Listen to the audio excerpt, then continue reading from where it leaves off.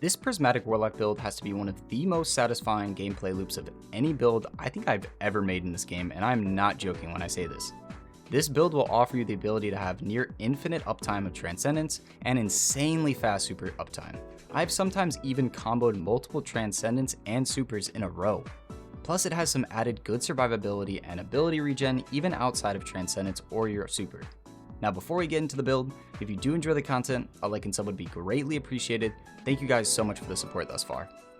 So for this build, our goal is to use our weapons and abilities to quickly gain Transcendence, so we can spam abilities like crazy and build our supers up extremely fast.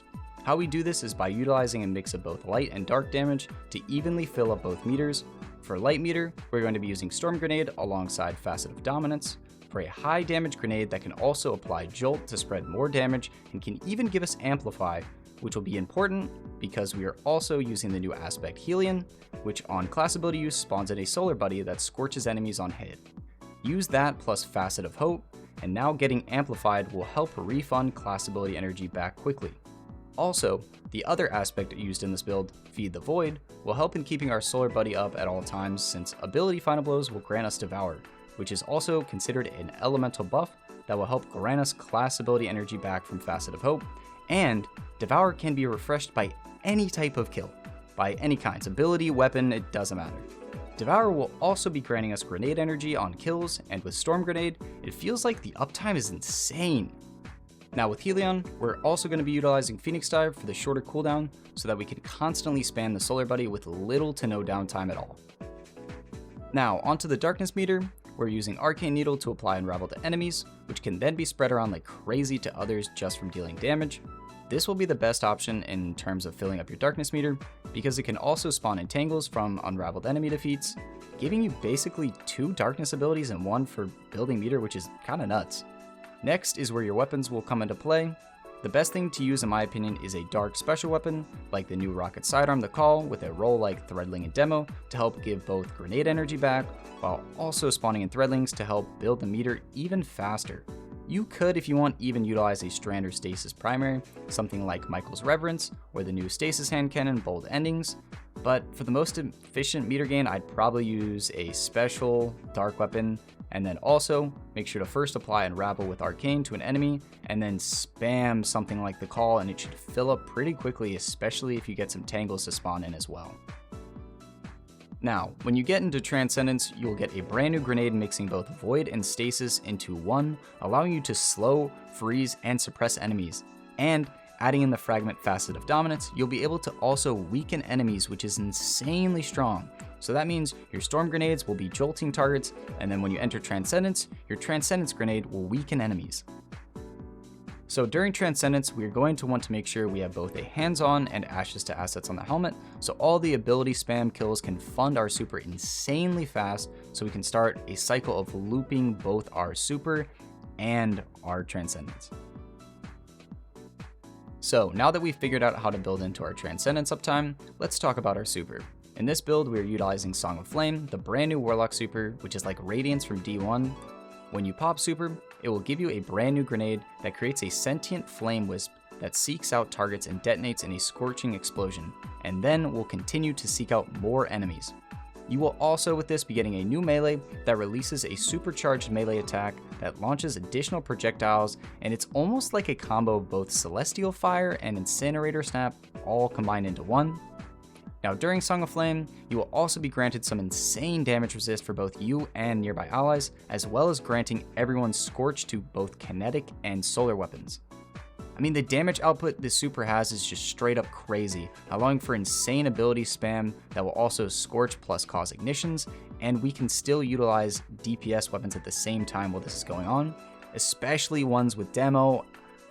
They can really shine with this. During Song of Flame, we're able to build our light meter back pretty quickly as well, but that leaves our dark meter with no progress, and that is where our exotic comes into play. Apotheosis Veil is the exotic used in this build, which grants us ability regen for 6 seconds after our super ends. So once Song of Flame ends, we will be granted 6 seconds of ability spam, allowing us to throw a bunch of Arcane Needles and Storm Grenades. That plus using a dark special weapon should almost, if not always, build up the darkness meter so that we can then pop Transcendence again. I assume you guys kind of see how this cycle can go pretty crazy now. If enough enemies are provided, you might be able to do this combo multiple times in a row. Now, let's go over the rest of the build that we still haven't covered. So the other fragments used in this build are Faceted Balance, where rapidly defeating targets with light damage grants melee energy, and rapidly defeating targets with dark damage grants us grenade energy. This will work with everything from weapons to abilities, so yeah, it's really good. Next we have Faceted Awakening, where defeating enemies with light or darkness damage spawns an elemental pickup, matching the damage type. So this means storm grenades can have Ionic Traces spawn in, which will give us 15% energy to all abilities. Solar Weapon, Super, and Helion kills will spawn in Fire Sprite, which gives us 20% grenade energy back, allowing us to fund into even more ability spam to keep this cycle going like crazy. Plus, since we can both utilize Strand, Stasis, and Void damage, we can theoretically have all elemental spawn-ins possible with this build, which is kind of insane. Now our last fragment will be Facet of Courage, where your Solar, Void, and Arc abilities gain increased damage to enemies affected by darkness debuffs. So that means to either use Arcane Needle or the last Transcendence grenade before popping Song of Flame, so we can buff its damage even more than it already does.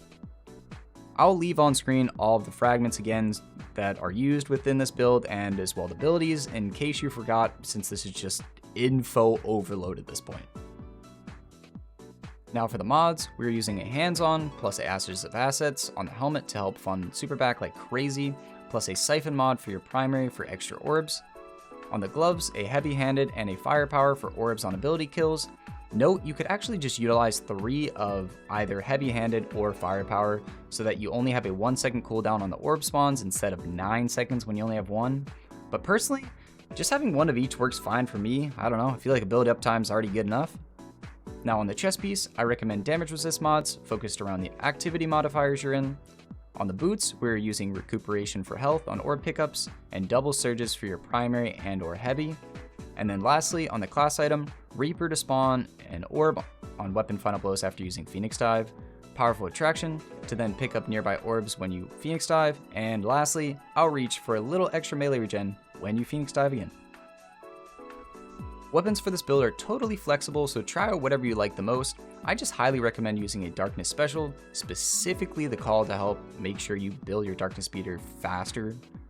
I enjoy using, personally, the Call with Zowlies or Lunas, and then Dragon's Breath to spread even more damage and chaos into this build.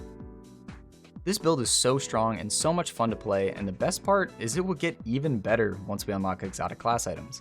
And I'm eyeing an Apotheosis plus Star Eater combo in the hopes that it will buff all of Song of Flame's damage, making it insanely good for dealing damage if it wasn't already.